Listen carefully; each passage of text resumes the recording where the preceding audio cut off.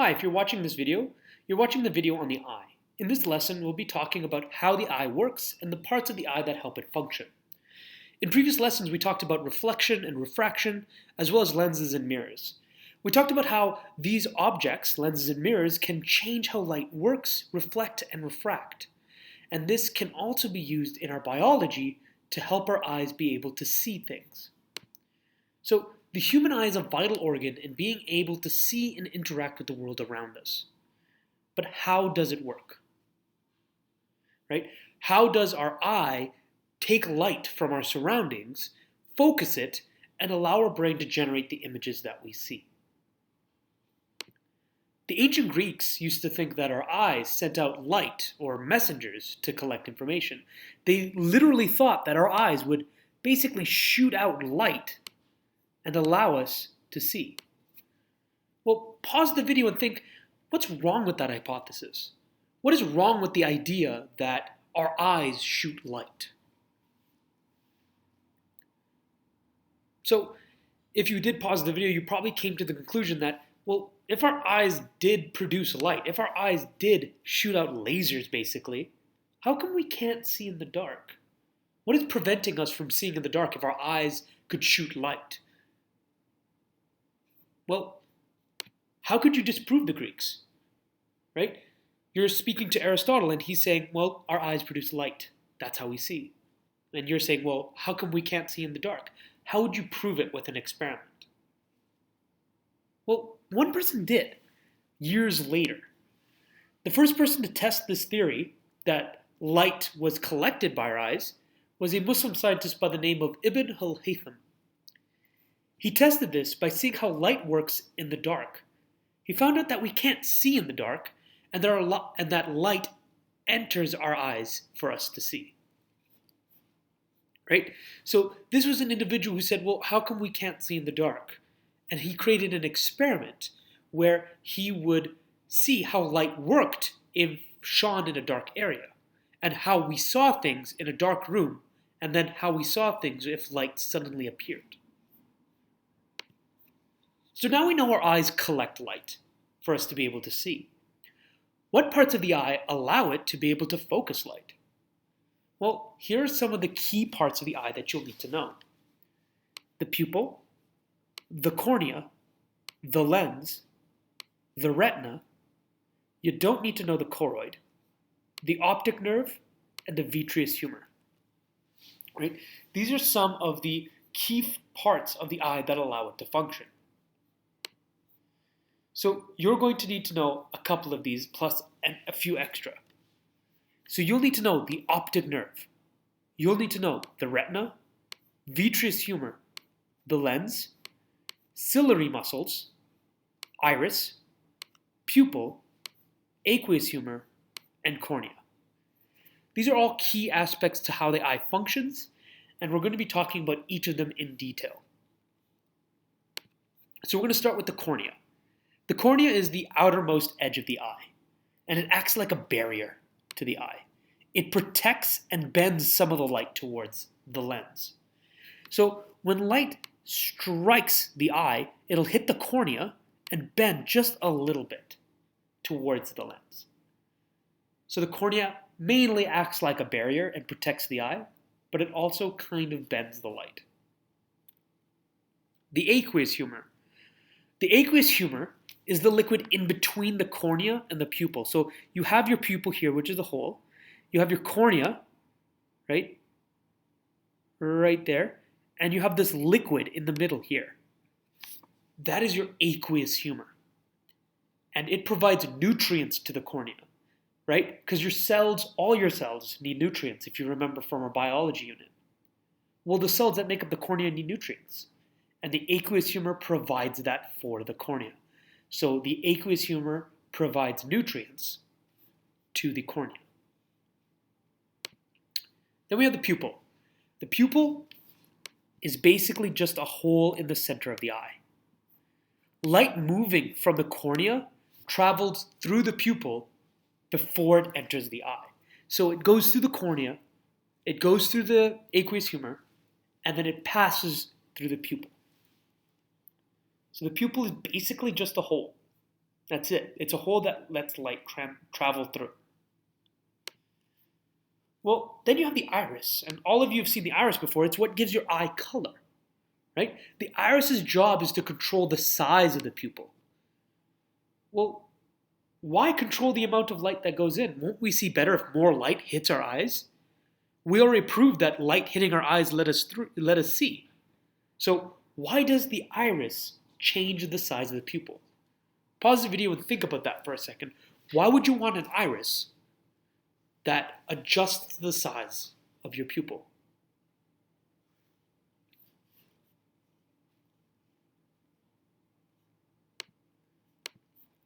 So basically, the reason why the iris controls how much light goes through is because too much light can cause blindness, right? If you're looking directly into a bright light, everything will look white because your eyes cannot pick up the separate colors and details of something if too much light is coming off of it. And so to be able to see in a bright area, your iris will make your pupil small, right? And if it's really, really dark, well, you want to maximize the amount of light you see. So your iris will then recede and make your pupil bigger. And then we have the lens.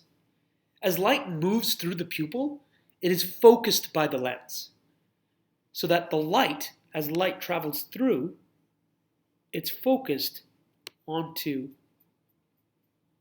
the back of the eye. Right? The lens focuses light towards the back of the eye. Well, what kind of lens is that? What kind of lens focuses light? Well, if you remember correctly, the type of lens that focuses light is a convex lens. It's a convex lens, right? You can see it bulges outwards, it flexes outwards. It's a convex lens. So a convex lens focuses light towards the back of the eye. Then we have the ciliary muscles. These muscles are attached to the lens. They actually pull on the lens to change its shape. Why would you want to change the shape of the lens? So pause the video and think about that. Okay, well, to change the shape of the lens would allow you to adjust how much the light focuses, right? If it bends like this, it'll focus the light shorter.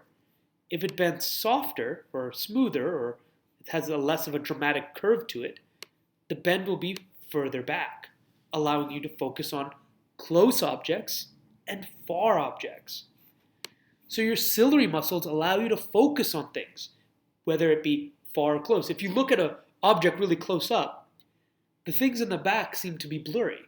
And if you focus on something really far away, the things close up seem to be a little blurry. And that's because your ciliary muscles are adjusting your lens so that you can focus on far and close objects. Right? Changing the shape of the lens allows us to focus on far and near objects. That's what the ciliary muscles do. They change the shape of the lens to allow us to focus on far and close objects. We also have the vitreous humor. The vitreous humor is the liquid inside the eye. So as light passes through, it'll pass through the vitreous humor, and basically it's like a jello that maintains the shape of the eye. Right? So it's a jello that maintains pressure in the eye so that it maintains its shape, so that it stays round. Without your vitreous humor, your eye could deflate because there's nothing holding its shape. So the vitreous humor holds the shape of your eye. Then you got your retina. Your retina is the back layer of your eye. Its job is to collect that light and transfer what we see into a signal. So when light travels and then bends from the lens, right? Bends from the lens, it hits our retina. Sorry, that was terrible. Let me try that again. Right? It bends and focuses on the retina. The retina transfers all that information from the light, changes the light into a signal our nerve can see and can send a signal with. Right? So when the retina receives light, it sends a signal through the optic nerve. Well, your retina has two special cells. They're called rods and cones. Rods pick up brightness, and cones pick up color. Right? Rods pick up brightness, and cones pick up color.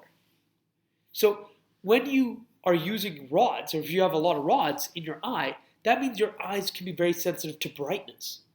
And so you may have noticed that color is hard to determine in a dark area. And that's because cones are used to determine color, and they need more light to be able to detect it. So dark rooms or dark areas may seem a little bit black and white, and that's because your rods pick up the brightness. Bright rooms may be more colorful because you're able to detect more color using your cones. And there are three types of cones.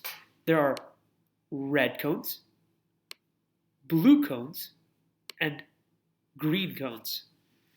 And you can probably imagine what colors those cones see. Red cones see red, blue cones see blue, and green cones see green. The optic nerve. Well, the optic nerve collects the information from the retina and sends it to the brain. Right? So when you see something, when things have bounced off all these objects and entered your eye will then collect all that light, all the things that that light has bounced off of, and send it through a signal via the optic nerve. And then it'll hit this part of the brain, and your brain will then translate that information into an image that we see. So your optic nerve is vitally important for being able to see. If you don't have an optic nerve attached to your brain or eye, your eye could work fine, your brain could work fine, but without that connection, without that wiring, your eye can't send the image or information to your brain to make the image. So from the picture, the optic nerve connects to the retina. What do you think happens to the retina here? Well, the point of where the optic nerve hits, right? So where the optic nerve connects to the retina, there's no cones or rods. There's no cones or rods here. So that means that if light were to strike this part of your eye, you wouldn't be able to see it. And this is called your blind spot. This is called your blind spot because the rest of your retina have those rods and cones, right? Rods and cones all over your eye. So when light strikes them, your rods pick up the brightness, your cones pick up the color. But the light that hits this part of the eye, there are no rods and cones. And so what happens is there's no information to be sent to the brain. And so you don't see it. And that's called your blind spot. The light collected by the retina is translated by the brain we see, but it doesn't produce perfect images. It doesn't produce perfect images, right? So here we have a picture of this cylinder, and it's casting a shadow, or at least it seems it is. Which square is darker? Square A or square B? So take a moment to think about it, and we'll try and show you that A and B are actually the exact same shade. So I'm going to take a sample of that, right? Pick that. Hopefully it'll work. Boom. There's B. Okay. Now I'm going to take A. Right, I'm going to take a sample of A. Okay. And they're the exact same. So what's happening here? Well, this is what we call an optical illusion, right? A and B are the exact same shade, but the reason is that B is surrounded by darker squares. So B will look lighter, and A is surrounded by lighter squares. So A will look lighter. And so this creates an optical illusion. Our brain is saying, well, that's in a shadow and it's surrounded by dark squares, so it's lighter. And this is surrounded by light squares, so it's darker. And so this must be darker than this one. But in fact, as you can see, they're the exact same shade. So our eyes aren't perfect and our brain doesn't make perfect images. And so it's important to see that because, again, blind spots are important to know about because when people are driving, they need to understand that they have a blind spot. There's a part of their eye that doesn't collect light, and they need to check that blind spot. And sometimes things aren't as dark as they seem to be, or at least as light as they seem to be either. Let's take a look at this picture and take a look at it carefully. Is the image moving? Now you may see some coiling and curling. Well, is it moving? It's not. It's a perfectly still image. But the way the pattern is shaped on this picture, our brain perceives it as motion. So as you move your eyes along this image, things will start to move.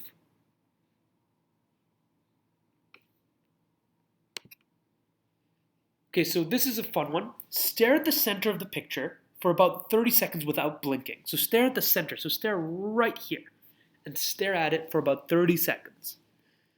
And so as you stare into the center, what's happening is the rods in your eyes are being stressed to some degree. And your brain is trying to predict the pattern as it moves along. And then look away. You may see things start to flex and bend. And that's because as you've been looking at that, your brain is picking up this pattern, this pattern, this pattern. And as you look at something else, it applies that pattern to everything else. And so things will start to look like it's bending as you stare at that dot or stare at the center for 30 seconds.